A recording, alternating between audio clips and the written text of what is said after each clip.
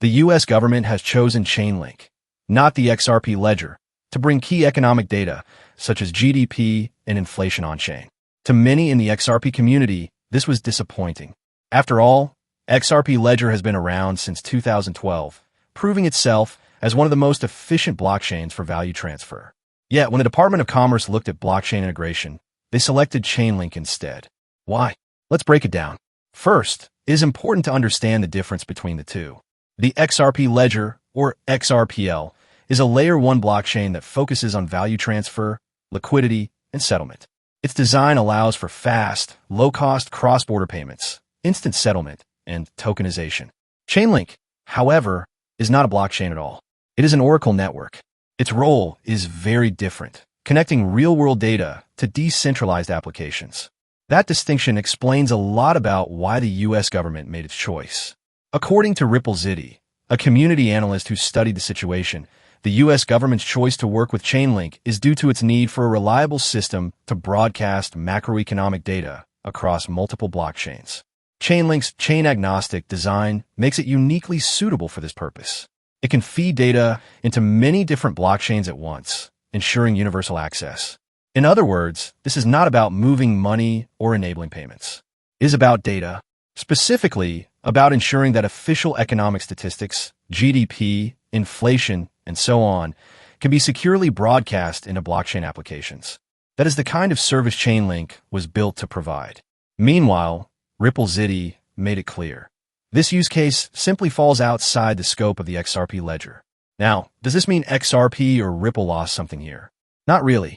It is more about complementary roles. RippleXity argued that far from being a setback, this actually reinforces Ripple's broader vision.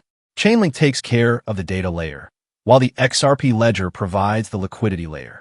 If blockchain adoption is about building a financial stack, both are essential.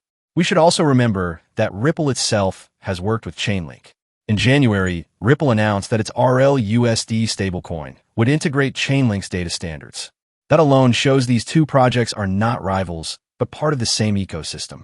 They solve different problems, but together, they help build a more complete infrastructure for the future of finance. Ripple's CTO David Schwartz has often stressed that interoperability will be crucial for blockchain adoption. His point has always been that no single blockchain can solve every problem. Some networks will excel in settlement, others in programmability, and others, like Chainlink, in data. What matters is how these different parts connect to form a reliable, scalable system. This is exactly what we are seeing with the U.S. government's decision. Chainlink was chosen because the job at hand was data distribution, not value transfer. Meanwhile, the XRP Ledger continues to grow in its own domain, enabling instant settlement and cross-border payments. But here's where we need to be critical. The decision also reveals how governments think about blockchain adoption. They're not only interested in payments or cryptocurrencies. They're looking at how blockchain technology can be used for broader purposes, such as securely distributing national statistics. This suggests that adoption will not just come from financial use cases like remittances or ETFs, but also from how blockchains handle data, compliance, and transparency. It also highlights a risk for XRP holders. The assumption that XRP Ledger will always be at the center of government or institutional adoption is not guaranteed.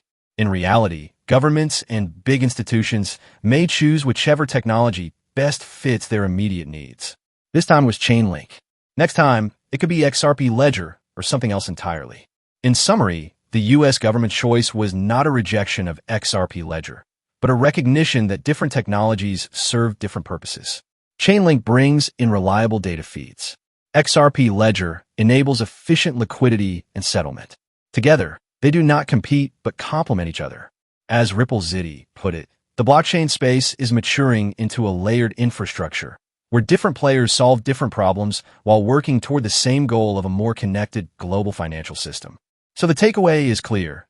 XRP Ledger remains vital in the payments and settlement space. But when it comes to bringing economic data on-chain, Chainlink was simply the better fit.